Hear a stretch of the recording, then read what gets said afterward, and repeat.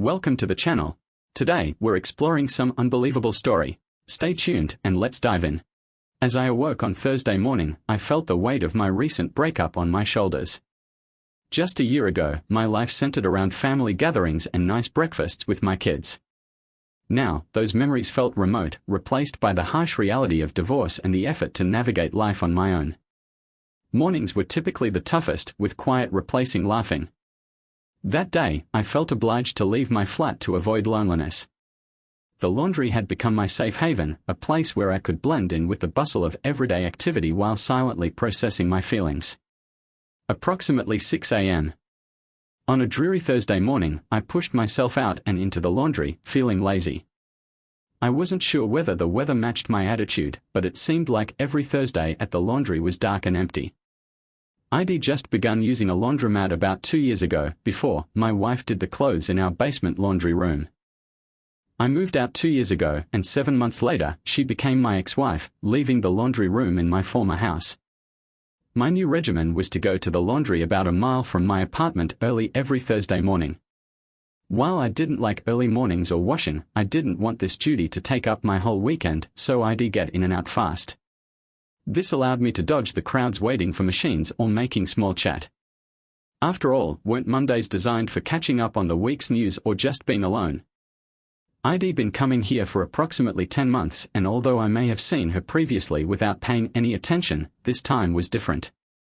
The cart she was pushing had a wobbly tire and was stacked high with clothes as she strained to draw it inside, one hand holding the door open and the other maneuvering it. I saw this image as I glanced up from the sports section. Being typically courteous, I set down the paper, walked over, and held the door open to assist her with the cart. She smiled brightly at me, showing me her warm brown eyes and dazzling white teeth. "Thank you, sir," she responded, walking towards a row of washers along the rear wall. I thought she was around 6 or 7 years old, maybe Hispanic or of mixed ethnicity, with long wavy brown hair. She was certainly attractive. I turned back, expecting a parent to accompany her, but none did. I felt nervous and inquisitive. I saw her put all of her clothing into the washing without separating colors from whites, which was contrary to what I had been taught. She loaded some detergent from her cart, inserted cash, and began the machine. Then she got a tiny plush bear from the cart, sat down, and began quietly chatting to it as the cycle ran. From my seat across the laundry, I could see that her clothing, pants and a bright pink jacket over a long-sleeve top were no longer warm enough for the 20 degrees temperature. They seemed worn, even though they weren't filthy. She looked a street urchin, yet she exuded a strange calmness. I couldn't believe a mom would send a kid that young to wash laundry alone. As a parent, I recognized something was amiss with the scenario, which reminded me of my own. My kids were probably still sleeping in their warm beds in my former house. When they awoke, maybe an hour or two later, their mother, my ex-wife, was sure to have a hot breakfast of pancakes or bacon ready. My 12-year-old son, Ethan, liked bacon, whilst my 14-year-old daughter, Sophie, prefers pancakes. I used to enjoy waffles, but those nice family meals were gradually becoming a distant memory. During the divorce, my ex-wife gained custody of the children, and despite the fact that I had visiting rights, she used them against me, blaming me for our shattered family. My children wanted nothing to do with me, and they made it apparent the few times we spent together. My crime. I refused to sit by as my wife prepared to cheat on me with another man during a weekend vacation, a rich man who habitually slept with other men's wives. She'd informed me her plan, maintaining that it wasn't cheating since she was open about it, and then she'd come back to me faithfully. But she said that if I refused, she'd take half my money, half my belongings, the home, and damage my connection with the kids. When I declined, she went ahead and blamed everything on me. The children really believed her. I was left with nothing.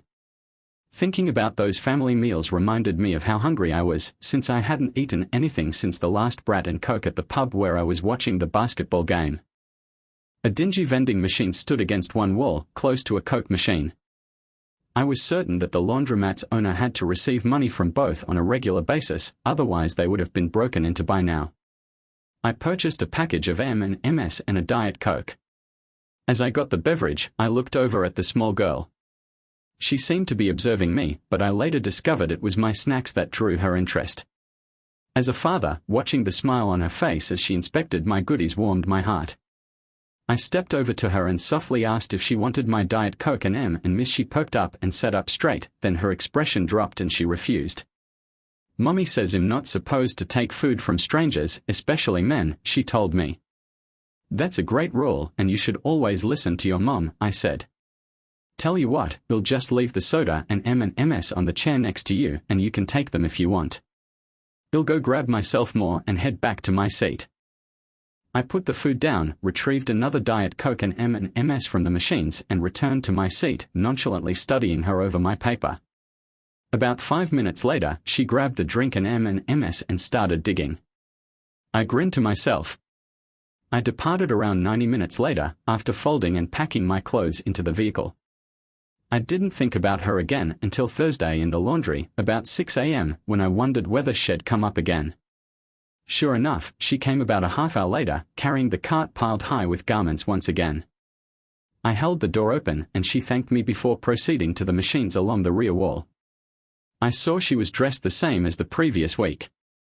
When she began her load, I came slowly and sat down alongside her. I noticed you're having trouble with a back wheel on your wagon. Would it be okay if I tried to fix it? She nodded while playing with her teddy. I turned the wagon over and saw that the rear right wheel had bent on its axle. I straightened everything up by hand before rolling the wagon back and forth to inspect. Fixed, my tiny pal said, looking delighted.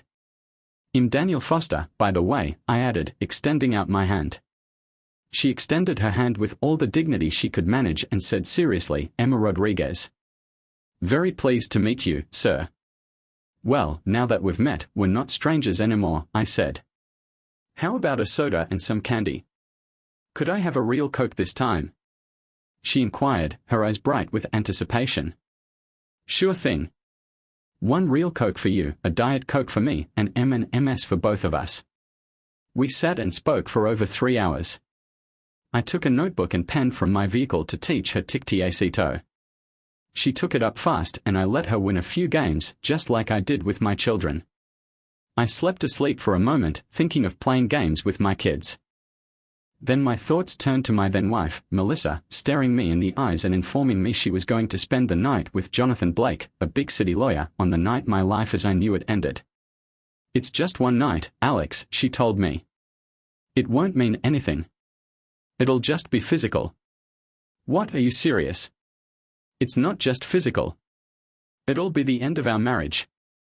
I said with a cry. Don't be like that, Alex, she had protested.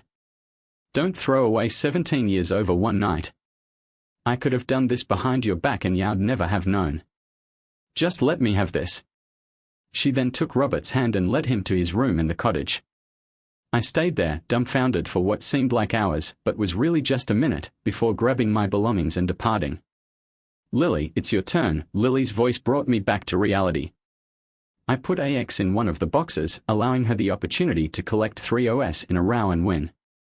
High five, kid, I responded, raising my hand. She glanced at me, then stood on her chair to reach for my hand and finish the high five. Gotcha, she said with a smile. I remained in the laundry until Lily's clothes had been washed and folded. I offered to take her home, but she rejected, citing Mom's rules. Your mom sounds smart, I remarked. I'd like to meet her someday. Well, maybe someday, Lily said. She doesn't go out much. My routine with Lily continued as the seasons changed from winter to spring to summer. I began packing a small bag containing a sandwich for each of us, as well as some snacks, and purchasing the drink at the laundry. I wasn't hungry that early, but I believed if I ate a sandwich, she would, too. She was really slender. I soon started preparing an additional lunch, telling her it was for her mother. She never refused and always thanked me graciously. By this point, Lily had informed me that she was 6 years old and would begin 2nd grade at the local primary school in the autumn. There was no father in her life, she had never met him. Her mother worked part-time during school hours, but Lily was unaware of the circumstances. Her mother was always home when Lily returned from school. They spent the most of their time inside, only venturing outside when the weather permitted. She claimed that she watched a lot of TV and was acquainted with all of the new animated films, but I couldn't identify any of them.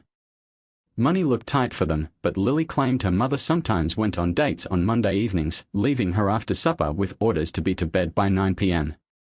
On Monday mornings, her mother would give her money for one washing and dryer load and send her to the laundromat in her little wagon. Truthfully, my life was not much better than Lily's at this time. Although I had enough to live on from child support, mortgage, and alimony, my earnings as a software engineer did not go far. My social life consisted mostly of infrequent nights out with buddies at a pub. I stopped dating and I did not miss it. What I missed were my children, until I recalled how they treated me when Melissa and I divorced. I liked to recall brighter experiences with them, but reality always seemed to snap me back. "Where are you, Melissa?" I screamed as I answered my phone the morning after leaving Jonathan Blake's lake cottage. My phone showed 10:06. When I last looked, it was 2:12 a.m. and I was pouring another shot of bourbon. I must have ultimately crashed in my bedroom. "You left me stranded here at the lake house. How am I supposed to get home?"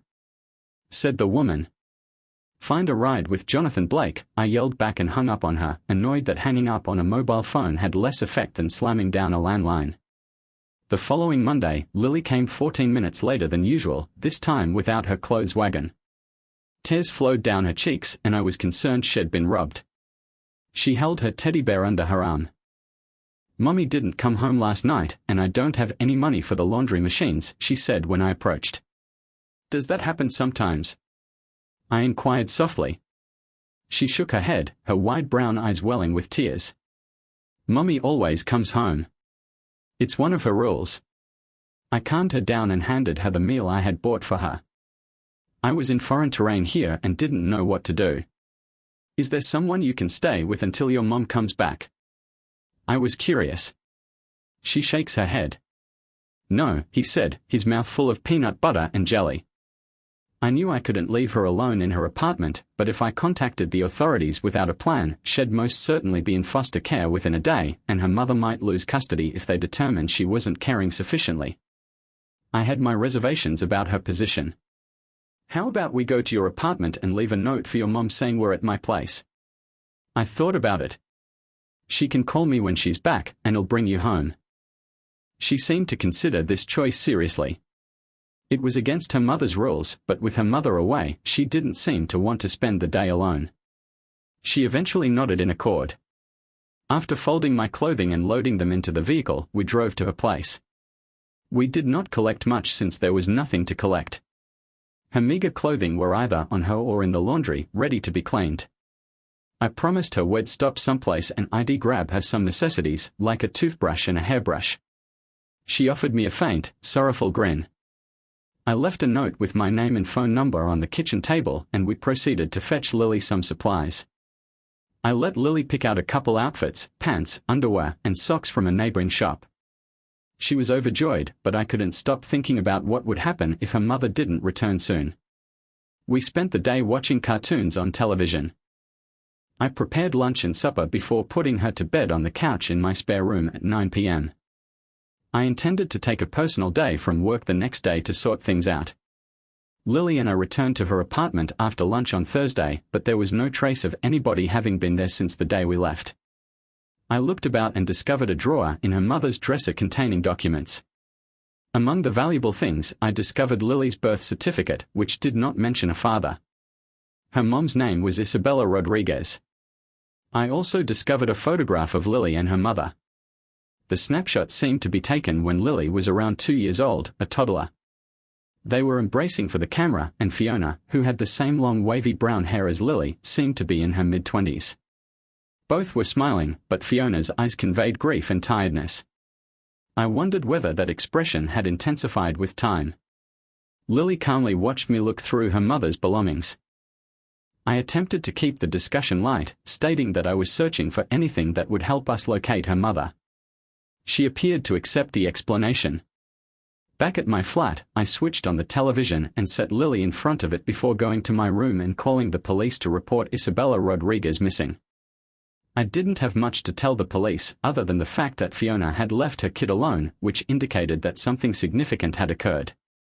"Is the child alone in the apartment now, sir?"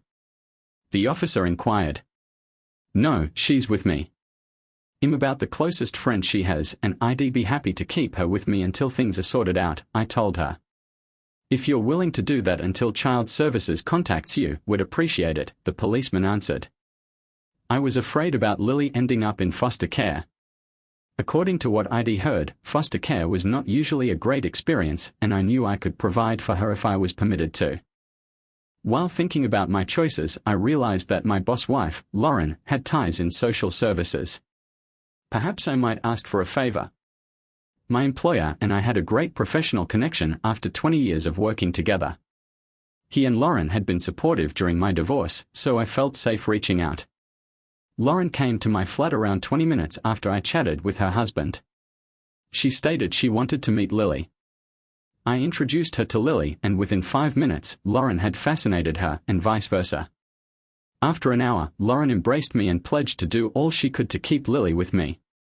Later in the day, 2 police officers came by. They did not appear hopeful about locating Isabella Rodriguez. I handed them a copy of the photograph of Lily and her mother. On Tuesday, I returned to work and registered Lily in our company's childcare program. Lauren had helped put it up about 14 years ago. I hadn't needed it for my kids because Melissa remained at home with them, but as a single parent, it came in handy. Until school started, I'd bring Lily to work with me every morning, have lunch with her, and drive her home at night. It turned out to be an excellent arrangement. Having Lily around lessened the agony of my own children's absence. I seldom saw them, and when I did, it was usually for a lunch at a restaurant. I never took Lily along, leaving her with a neighbor, Mrs. Alvarez, so my children wouldn't exhibit her the same contempt they showed me. Lily was a wonderful presence in my life. She and her mother didn't get out often owing to financial constraints, so everything we did together seemed like a new experience to her. She was enthralled the first time we went to a sit-down restaurant, one that was fancier than Burger King. When we went to the park and I bought her a pretzel and drink after she played, she behaved as if it was the most wonderful treat. Her grin lasted for a week, and I smiled along with her, listening to her joy. She started teaching me Spanish. She was multilingual and would laugh heartily at my repeated miscommunications. When I unintentionally ordered a horse and a Coke at Burger King, she burst out laughing, tears welling up in her eyes. In her innocence, she had no idea that most individuals did not speak 2 languages. I kept Lily at her prior school for 2nd grade since it was the most convenient choice for the school system. They didn't raise many questions when I put myself as her contact and used my flat as her address, even though I had her birth certificate. I never heard back from the police regarding Lily's mother, or from social services about putting her in foster care. Lauren either pulled some strong strings, or the city had so many open cases that they didn't notice Lily and me. With Lily living with me, my culinary abilities increased since pizza and beer weren't enough for supper. We started watching culinary programs together and tackled meals as a group in the kitchen. I never cooked with my own children. Melissa was an excellent chef, but with Lily's aid, I was learning and even enjoying the process. We had a great time in the kitchen together. I'm not going to pretend everything was great, we had conflicts and struggles, just like any other family. But that was all, just like in any other household. After a little more than a year together, Lily and I had built our own family. During a school open house at the beginning of her 3rd grade year, I recognized how close our friendship had become. While strolling down the corridor, we ran into one of Lily's friends and her dad. Lily's buddy presented her parents as my mom and dad, and she then introduced me as her father. I hadn't thought of us in that manner before, and hearing her call me dad filled me with unimaginable delight. I choked up, pretending to have something trapped in my throat. Lily saw and gave me a knowing glance before squeezing my fingers. She never called me by my first name again after that, which made me really happy. I was so caught up in being a mom again that I didn't realize I hadn't dated in over 2 years until Lily mentioned it one day at the grocery store. We were traveling down the aisles when we came upon a small lady in the vegetable area. I didn't think much of it, but Lily seemed surprised. "Wow, Dad, that's a really pretty woman. You should ask her for a date," she suggested. I was reviewing my grocery list when I paused to take a close look at the lady. She was quite lovely. She looked up just then, and we shared a modest grin. "Well, Dad, aren't you going to speak to her?" Lily inquired, staring hopefully at both of us. I wanted the earth to swallow me, but I decided to give it a go. Hi, my name is Alex and this is Lily. As you may have heard, Lily believes I should ask you out or something, I said, stumbling over my words. What do you think? I stammered, completely captivated by her caramel-colored skin, bright smile, and kind eyes. She looked about 39, maybe 110 pounds, around 35 years old, and though she wore a light jacket, I could tell she had a nice figure, and her left hand was wrinkle-free, which I wondered if Lily had noticed. Would you want to join us for supper someday, either as a group or just you and me? Smooth move, Romeo, Lily mocked in Spanish. That's a clever way to have your daughter scout for you in the grocery store, the lady quipped, making me flush crimson. No, honestly, this was not intended. I'd never do that, I said, chuckling. Okay, Romeo, whatever you say. But, sure, I would love to have supper with you both. I am Nicole Adams, by the way. Really, was it that simple? I chuckled and added, I should have had Lily help me ages ago. After exchanging numbers and giving her my address, Lily and I completed shopping and fist-bumped as we reached the street. We arranged dinner for the following Monday, and she liked Italian food, so we prepared some of our favorite dishes. Yes, no setup, correct, she called after us. My last date had been with Melissa, and I couldn't recall anyone before her. The week dragged on until Monday, when Lily and I cleaned the apartment and got to work making homemade lasagna, garlic breadsticks, salad, and tortoni for dessert. Cooking helped calm my nerves because, truthfully, I was as nervous as I could be. Take it easy, dude, I reminded myself. This is just a date. There is no need to start thinking about marriage right away. Cherry was our first visitor who wasn't Mrs. Alvarez or a child under the age of 10, and it was a bit nerve-wracking at first, but having an 8-year-old around is a great icebreaker. I wasn't the only one who was excited about the evening, Lily seemed to be as well, and she stayed by my side as we cleaned and cooked. Dinner went well in my opinion. My mother wasn't married either. Have you ever married? Lily blurted out as I handed Cherry a glass of wine shortly after she arrived. Cherry and I both flushed at Lily's query, and Cherry looked straight into Lily's eyes and softly said, I was married to a wonderful man, sweetheart, but that's in the past. For a brief period, I saw anguish and agony in her countenance. Dad used to be married too, and he has 2 other kids besides me, Lily says. I felt it was best to give Cherry a quick outline of my marriage, divorce, and how Lily came to live with me. Cherry listened silently, her face conveying empathy, and both she and Lily were affected when I discussed Lily's mother not returning. Lily instantly brightened up and inquired about Cherry's name. That's a wonderful name, Cherry. Lily responded, I bet your parents were a lot of fun. That's really a hilarious tale, Cherry said. My true name is Marcella, and I used to go by Cella, but one day my younger brother saw a package of Cella's chocolate-covered cherries at a supermarket and began calling me Cherry. The name stuck, and now everybody calls me that. It fits you much better than Marcella, I said. Marcella makes me picture thick glasses and a sturdy look. Ouch, that's harsh, Cherry chuckled. You're never allowed to call me by my full name, she told me. Cherry stayed with us until Lily's bedtime at 9 p.m. when she said it was time for her to leave. I hoped she had a good time because she suggested we have dinner at her place the next time. She kissed me on the lips as she left, and for a brief moment I thought I sensed a hint of attraction in the air, but it could have been wishful thinking. I like her, Dad. I think she'd be a good fit with us, Lily added as I closed the door. I had to acknowledge to myself that the youngster could be onto something.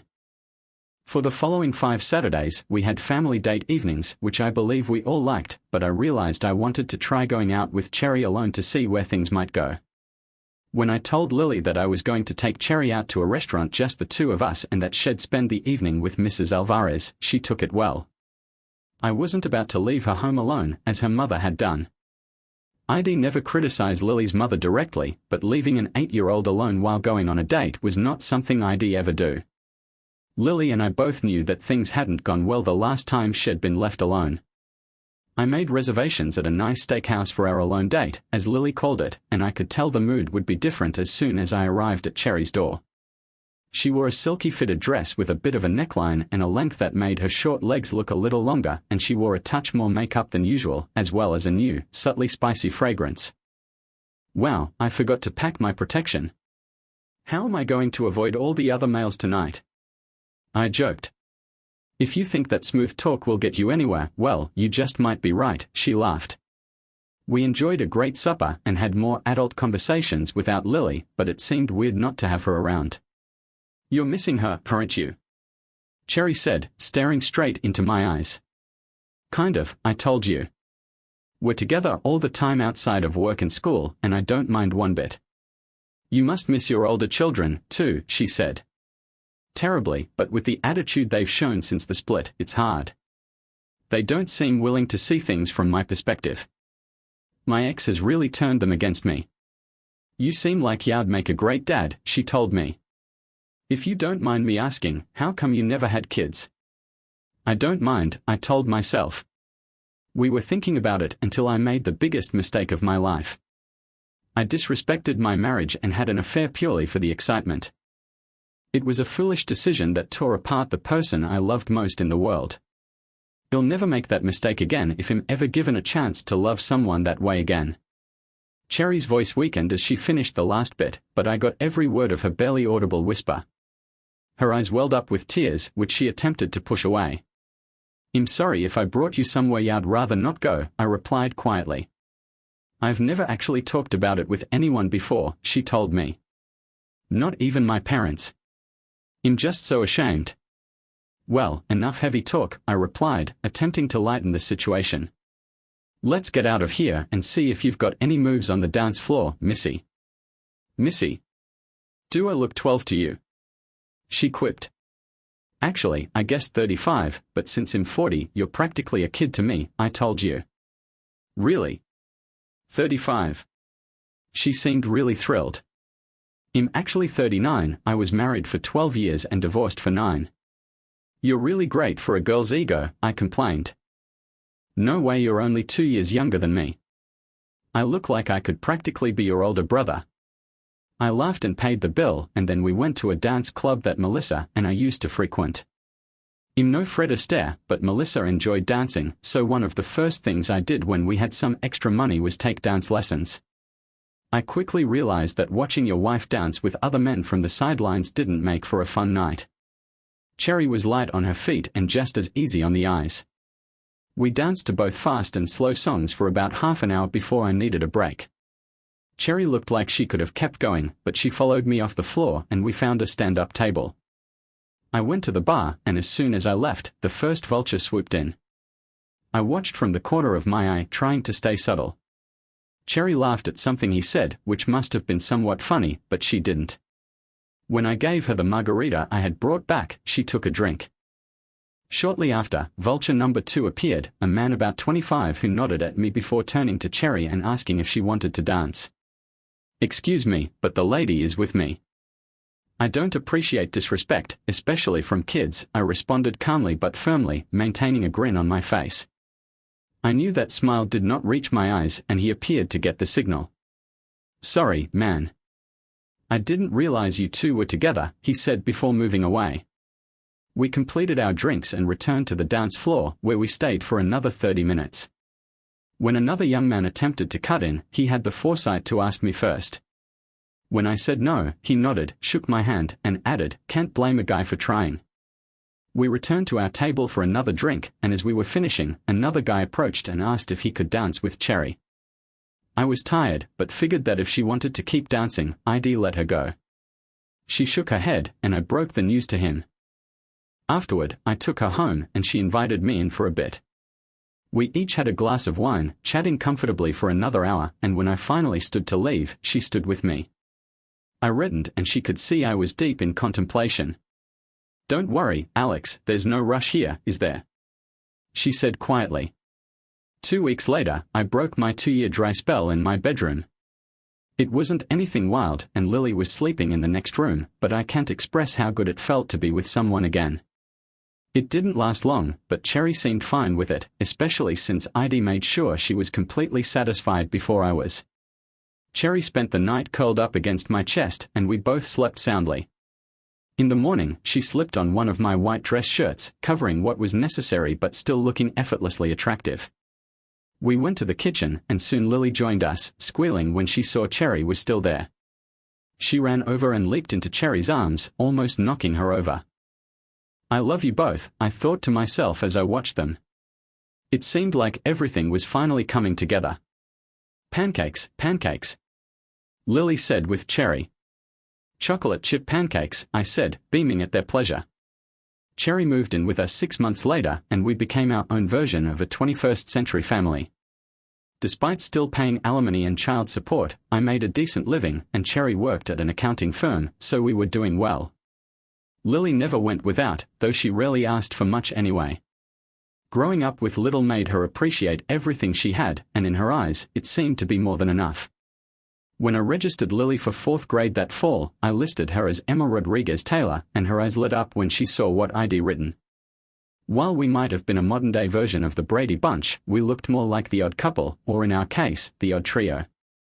She didn't say anything until we left the school, when she practically burst with joy.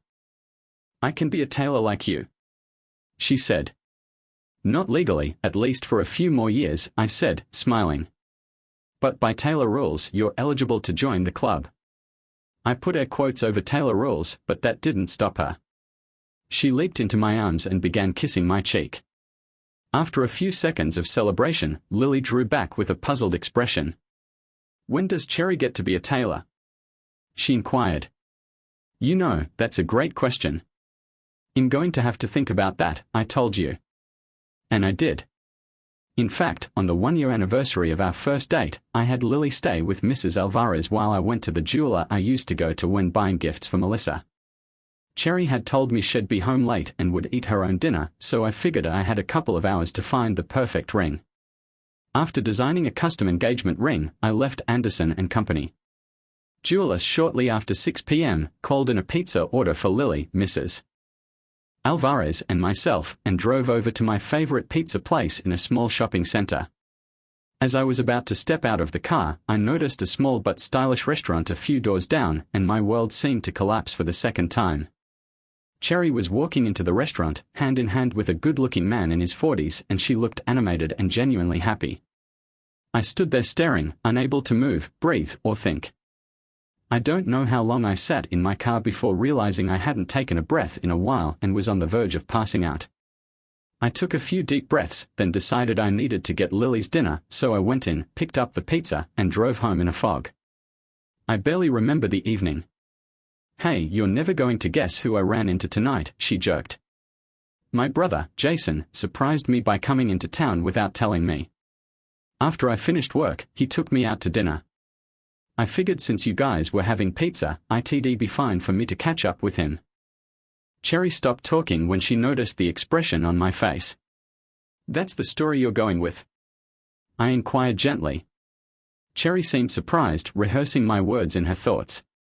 "You went to Giovanni's for pizza tonight and you saw me with him, didn't you?" I went on, "And you thought, you've got to be kidding me," she said. Cherry had never raised her voice at me, but suddenly I could see she could have a valid cause. I had anticipated guilt or an apology, not fury, and this didn't seem like any apology I'd ever received. "You don't even trust me enough to give me the benefit of the doubt," said the woman. "I know I lost my husband because I cheated on him. I told you that, all of it. And I told you I'd never make that mistake again. I understand your ex-wife left you with trust issues, but that's between you and her. Don't ever treat me that disrespectfully again, or I'll be gone." When Cherry began shrieking, I realized Mrs. Alvarez had discreetly let herself out, and I saw Lily retiring to her room. I wished the couch would simply swallow me up, but that was not the case. "You're right," I quietly said. "I let the distrust that Melissa left me with spill over onto you. You are your own person, and if I can't respect that, then I don't deserve you." I hadn't intended to tell her about the ring just yet, but after such a serious error, I had to go all in. "So, I know this isn't the best timing, but I need to show you how much I really do value you," I told you. "Give me your left hand." She approached cautiously and extended her hand, palm up. I gently flipped it palm down, wrapped a piece of paper around her ring finger, and tied it with a rubber band from my pocket. She looked perplexed. "What is this?" she said, removing the paper from her finger and unfolding it to read. "You lousy jerk," she said. Seriously. Then she gave me the most passionate kiss I'd ever had, more intense than anything with Melissa. When we came to a halt, she summoned Lily to come out. "Look, baby, look," she cried, showing Lily the ring's receipt. "I'm going to be a tailor too." Lily and Cherry's delighted squeals screamed through the room at a level almost too loud for comfort, but I hung on while they danced about. After they cooled down, Cherry took out her phone, smiled, and said, "You better come over here and meet your soon-to-be brother-in-law." When Cherry's brother arrived, I couldn't help but feel relieved that he was her brother and not a suitor, as I'd initially feared. After Cherry introduced us, he extended his hand and then drew me into a bear hug. Lily dashed to get Mrs. Alvarez so Cherry could show off her ring, and the apartment was like Christmas morning chaos. "Handshakes are for friends," he informed me, "and while I hope we'll be friends, hugs are for family. And they are also to show you that if you hurt her, he'll squeeze the life out of you. Got that?" He tightened his hold slightly for that final section, and I received the message loud and clear. "Aha," I muttered, a little breathless. Cherry gave him a brief summary of everything that had led up to my giving her the ring, and he looked at me with faux astonishment, or so I assumed, and said he was delighted I was still alive. "She gave you that laser death stare, didn't she?" Jason was puzzled. "Yeah, that look has been known to kill both Lily and Mrs. Alvarez," I said. Jason then went to Lily, examined her, and said, "So, this is the famous Lily Taylor. I've always wanted some nieces and nephews. I think you'll do nicely." Lily smiled cautiously at first, but then her expression lightened up. "Does this mean I get to call you Mom?" Cherry inquired. Cherry didn't say anything. Instead, she burst into tears and grabbed for Lily. The two of them stood there in a lengthy hug, each crying for their own reasons. Even with Lauren's assistance, the state required us to wait until Lily was 15 years old before we could legally adopt her. By then, she could have filed for emancipation and gone off on her own, but neither Cherry nor I were concerned about that. The state's permission only formalized what Lily, Cherry, and I had already built years before. Family isn't always about blood or legality. I hadn't heard from either of my kids in over 6 years, so I was surprised to hear Sophie's voice on the other end of the line. I hadn't checked the caller ID, so I answered as normal. "Daniel Foster, Dad, it's me, Sophie," she whispered hastily. "Please don't hang up." I paused for a second before speaking. "Relax, kiddo. I would never hang up on you or your brother. Is something wrong?" "No, Dad, everything's good. Really great. I'm getting married next month, and I'd like to invite you to the wedding." I was speechless. This was my little girl, but I was so out of touch that I hadn't even met the man she was marrying in just 1 month. The last time I spoke with my kids was just after Ethan's 16th birthday, and we went to his favorite restaurant to celebrate, but neither of them seemed interested in conversation despite my efforts. Finally, just after ordering dessert, Ethan spoke up. "Dad, I'm 15 now, and the court-ordered visits are over. Sophie and I don't have to see you anymore if we don't want to, and we talked it over. We don't want to see you. You left us to keep your pride intact."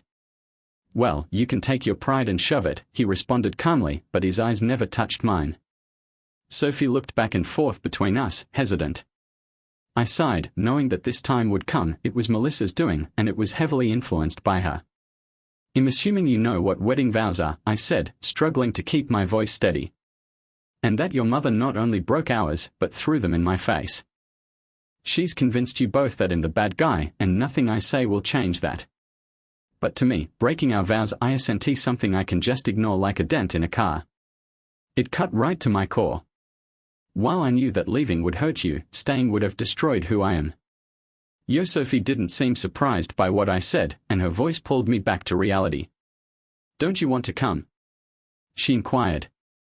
"Very much so, Sophie," I answered, regaining my voice. "I've even saved up for this day. You don't have to worry about the money, Dad.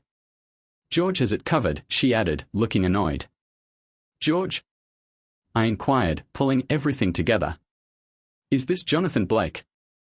Sophie's tone softened with pity. "Apparently, you didn't know. Mom married George about 6 years ago, after we stopped seeing you." The reality struck me hard. So, the guy who shattered my marriage, destroyed my connection with my children, almost bankrupted me, and then marries my ex-wife. And you claim it's all about my pride. Anytime Ethan wants to apologize, don't be that way, Sophie answered, her voice taking on a more compassionate tone. Dad, I'm not inviting you to start trouble. You won't be giving me away or sitting up front with the family. I just want you there, okay? All right, Sophie. On one condition, I responded, attempting to keep my cool. That I can bring my family with me. Your family? She inquired, astonished. Yes, even someone like me gets to have a family. Sophie, I have a wonderful wife and an amazing daughter. You'd like them if you got to know them, I informed her. Sophie was taken aback. You have another kid? Does she know about me and Ethan? Maddie's 15. She's adopted. She's been with me for 9 years. I almost literally found her in the street. She knows all about you both, what we once had and what we don't have now. She's fun, full of life, and she went through her own hardship. We helped each other at a really low time in our lives, almost as if it were meant to be. Well, then, I look forward to meeting the rest of the family, Sophie remarked, her voice softening. The wedding took place on a Monday evening at a rather upscale venue, fitting for the daughter of a well-established lawyer. I had to give George some credit, because he hadn't cut corners for his stepdaughter's big day. The ceremony itself was held in a beautiful historic church in the city. Cherry, Maddie, and I arrived just before the service started and took seats in the back row. This timing helped us avoid early socializing with old friends and family, and we arrived at the reception in time to claim a table toward the back of the hall. It may not have been entirely fair to Cherry and Maddie, who'd both put effort into their appearances. Friday was a girls' spa day, and they'd each bought new dresses. Cherry looked sophisticated and elegant, and Maddie, who wore full makeup for the first time, appeared 15 going on 21. The classic father's dilemma. But they respected my wishes and didn't complain when we settled in with Melissa's parents. Patricia and Edward soon joined us. Patricia's eyes filled with tears as she leaned in for a hug, and Edward gave me a warmer handshake than he ever had when Melissa and I were married. I introduced them to Cherry and Maddie, and though both Patricia and Bill seemed a little uneasy, I figured that was understandable after an 18-year marriage to their daughter. I felt it was best not to work the room, but I wasn't blind. I noticed the glances from people who knew me as they registered that I was with a stunning black woman and a charming Hispanic young lady. The wives of old friends, in particular, seemed to react as if I'd brought a trophy date to the event. Melissa and George, our hosts for the evening, made their way over right on time. After nearly 20 years of marriage, I knew every subtle expression of Melissa's personality, and from the moment she laid eyes on Cherry, I could tell she wasn't pleased. Was Cherry perhaps too black for her liking? Maybe too beautiful? Almost certainly. Was she envious of Cherry's toned figure and youthful look? Without a doubt. But the real issue was that, in Melissa's eyes, Cherry was simply the wrong woman for me. Melissa, with her mind fixed on Cherry, scarcely seemed to notice that this was our first close contact in over a decade. She almost looked to wake up as I moved in and gave her a quick peck on the cheek. Oh, Alex, I'm sorry. I was having a little trouble balancing in these new heels, she told him. No problem, babe. You're looking great, I had lied. Come on, meet the family. I introduced everyone, Cherry, Maddie, Melissa, and George, giving George as warm a handshake as I could muster and introducing him as the one responsible for my eventual good fortune. Everyone except Maddie winced, but my daughter gave me a mischievous look and squeezed my elbow. Did I mention she's perceptive?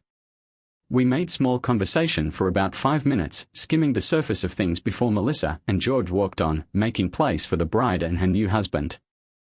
Maddie gave me a subtle shake of her head, indicating that she was just as uninterested in the interaction as I was. Sophie, the bride, embraced me considerably more enthusiastically than I had expected. She held me in a lengthy hug and started to weep. When she let go, I was absolutely taken off guard and dumbfounded. I'm sorry, Daddy, for everything, she said, sniffling. I never fully understood what you went through until I said my own vows a couple of hours ago. Right there in the middle of it, it hit me like a ton of bricks, what it must have been like for you when Mom cheated and broke her vows. I never got it before. I blamed you for your stubborn pride, just like Ethan did. But now I understand completely. You were right to stand up for yourself, and she was so wrong. Not a football-sized knot grew in my throat. I hadn't sobbed since ripping my knee cartilage in 10th grade football, but I came close right there, surrounded by family. Well, for starters, introduce me to this fine gentleman you made those vows with, I blurted out, and then grant me the honor of a dance. Oh, right, Sophie responded, a little shyly. You haven't met the man of my dreams. Ryan Caldwell, meet your other father-in-law, Daniel Foster. Mark and I shook hands with real affection, and I fulfilled my fatherly duty by advising him to treat my daughter well. I then introduced him and Sophie to Cherry and Maddie as they all became acquainted. The band started playing a song. Daddy, Sophie said, indicating toward the dance floor, would you like to dance? As I took Sophie to the dance floor, the audience, already ecstatic from Sophie's enthusiastic greeting, got even louder. I was accidentally upstaging Melissa and George, but I had many years to make up for. Sophie was surprised that her father was such a Renaissance man, and we stayed out for 3 songs. After the second song, Sophie gave me a big hug, and the crowd applauded. Cherry and Maddie were waiting nearby with big smiles, and I pulled them both onto the floor, and the 3 of us joined in with everyone else. The band was playing what I consider to be kid music, which I usually can't stand, but after years of dancing with a wife who did, I'd learned the steps. Well, look at you, Mr. Rhythm, Cherry joked in my ear as we danced closer. Who knew that marrying off a daughter could be this much fun? I responded, let's wait a few more years before we try it again. I don't think my heart can handle this much excitement. Spin me, old man, Maddie smiled. The 3 of us stayed on the dance floor for another 7 songs before I left them to grab a Jack on the Rocks and take a break at our table, watching Cherry and Maddie enjoy themselves. I didn't notice Melissa sitting beside me until she touched my shoulder, which I recognized right away. This should have been our moment, not mine and George's, Melissa said softly close my ear. I stared at her, unimpressed. Not my circus, not my monkeys, I said. She came closer and softened her voice, this might surprise you, but I hardly think of you at all. I don't wish you harm, but I couldn't care less about your life now. We had 17 years together, and that ended long ago. I have a pretty good life now, and I choose not to dwell on the past or what might have been. I went back to face the dance floor, but then I saw it, a touch of dread in Melissa's eyes. Dread of confronting the latter years of her life alone. It was just one more thing she hadn't considered back then, perhaps because she expected I'd back down under her threats during the divorce. For a brief time, I felt pity, but then understood that if the positions were reversed, she'd attempt to shatter my spirit without hesitation. You know, I was on a roll then, and am still on a roll now, I remarked, getting up from the table to join Cherry and Maddie on the dance floor. Thank you for watching. Do you believe second opportunities can heal old wounds? Let us know in the comments and remember to like and subscribe.